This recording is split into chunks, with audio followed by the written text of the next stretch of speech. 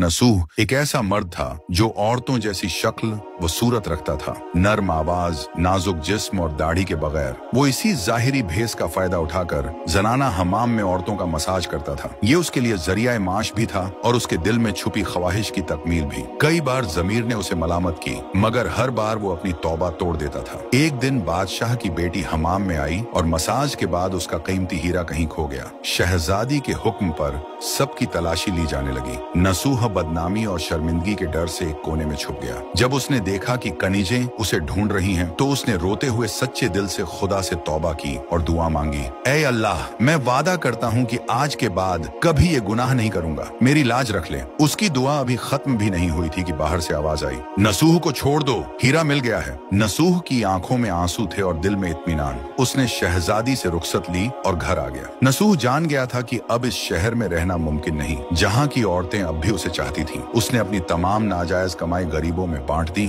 और शहर छोड़कर एक वीरान पहाड़ी पर चला गया। वहाँ वो अल्लाह की इबादत में मशगूल हो गया। एक दिन उसे एक भैंस नजर आई जो घास चर रही थी। उसने सोचा कि ये किसी चरवाहे की होगी और जब तक उसका मालिक न आए वो इसकी देखभाल करेगा। कुछ दिन बाद एक तिजारती काफिला रास्ता भूलकर वहाँ पहुंचा। प्यास की शिद्दत से निढाल ताजिरों को नसूह ने अपनी भैंस का दूध पिलाया और सबको सैराब कर दिया। नसूह के अच्छे अखलाकन से मुतासिर होकर ताजिरों ने जाते हुए उसे बहुत सारा माल बतौर तोहफा दिया। नसूह ने इन पैसों से वहाँ एक कुआं खुदवा दिया। आहिस्ता आहिस्ता उस कुएं के इर्द गिर्द लोग बसने लगे और इमारतें बनने लगी।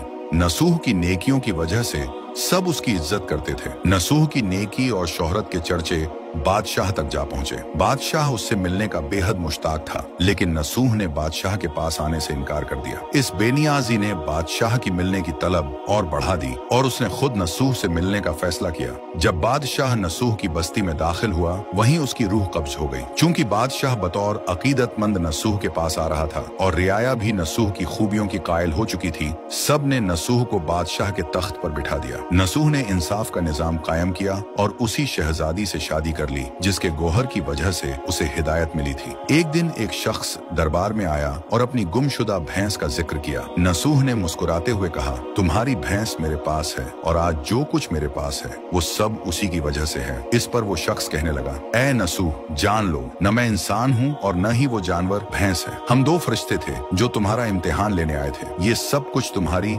सच्ची तौबा का नतीजा है। ये कहकर वो दोनों फरिश्ते नजरों से गायब हो गए। इसी वजह से सच्चे दिल से की गई तौबा को तौबा नसूह कहते हैं।